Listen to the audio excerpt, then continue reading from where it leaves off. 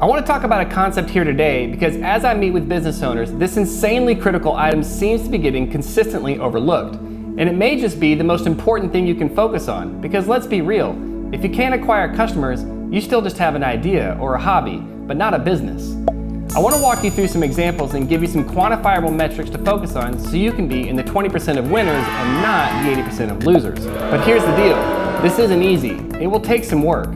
But hear me, without these concepts on your radar, you are dead in the water. I mean heading for zero and living in a van down by the river. And in this video, I'm going to tell you the holy grail of business numbers that you have to know. So stay with me and let's find a measurable, scalable way for you to acquire customers.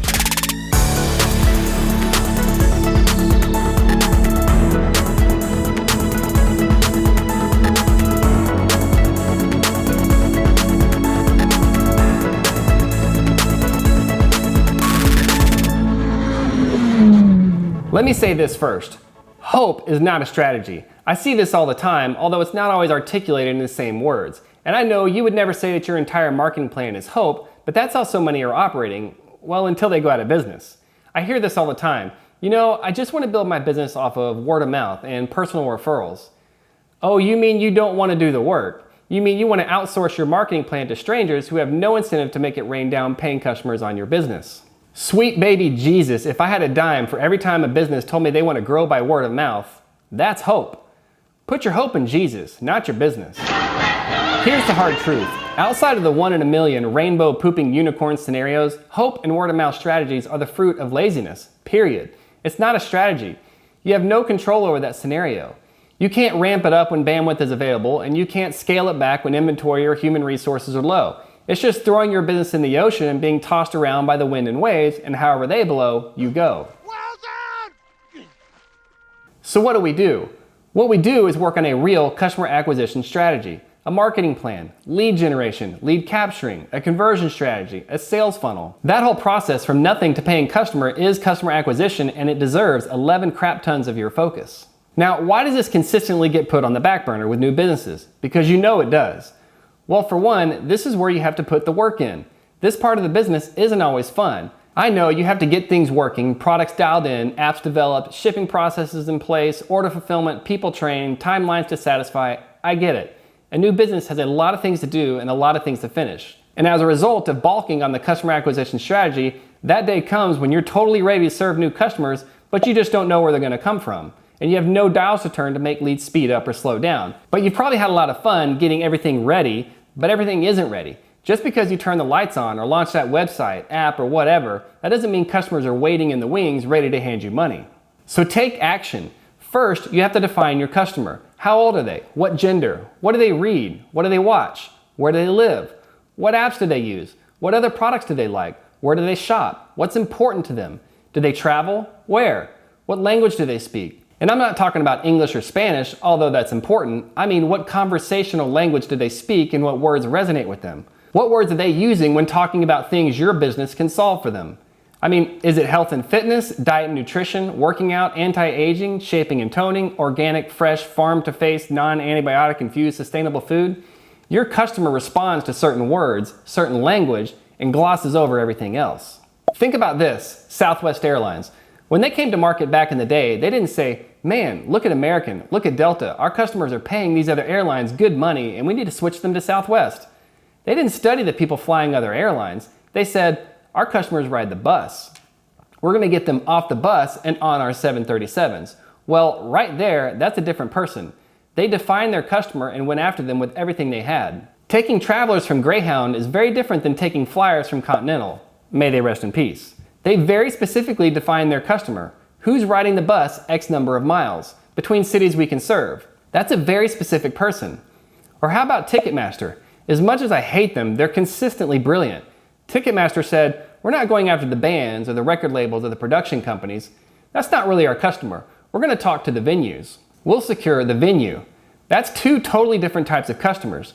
Ticketmaster's like, what's that? You want to play in that arena? Well, I don't care who you are or what kind of show it is, the tickets go through us in that building.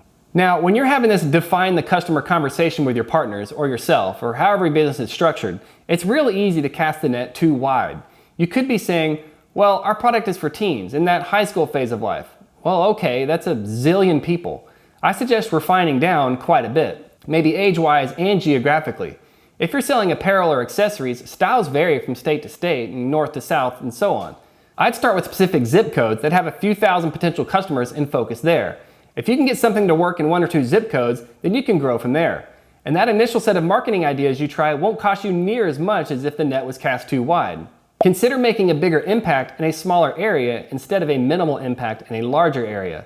Laser in on a smart region, i.e., if you're selling swim apparel, maybe try somewhere near the water where it's 1,000 degrees for 10 months out of the year, like the Southeast. Pick one suburb of one city and throw educated darts on the wall until something sticks. You have to find a way to get your message in front of your future customer. There's probably a magazine your customer reads. There's literally a magazine for everything. Or maybe it's mailers, like postcards that show up every other week. Maybe it's radio ads for the person that's in rush hour twice a day. Maybe Google ads or highly targeted ads on specific social networks. Maybe it's TV on certain channels in certain markets during certain shows. There is a way to get in front of your customer, and you have to figure that out. Then you have to closely monitor it. How much did it take to get some leads? And how many of those leads converted to customers? That will tell you right there you either had a lead problem or a conversion problem. Let's say you're selling iPhone cases for 20 bucks and your cost is 10. Well, anything under 10 bucks spent to acquire a customer is a win for now. As time goes on, you can work on getting your cost down and refine the marketing so your cost per customer goes down. And by the way, that is the holy grail number you eventually need to know, down to the penny, your customer acquisition cost. Then you can compare that to the lifetime value of the customer and you're basically ready to conquer the world or change strategies altogether.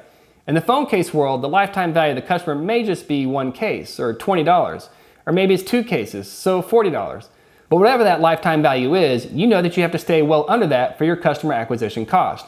This is the single most important measurable reason a business either makes it or folds up shop. That is, can you acquire customers at a cost that is less than the lifetime value of that customer? Please don't miss that, because that is critically important.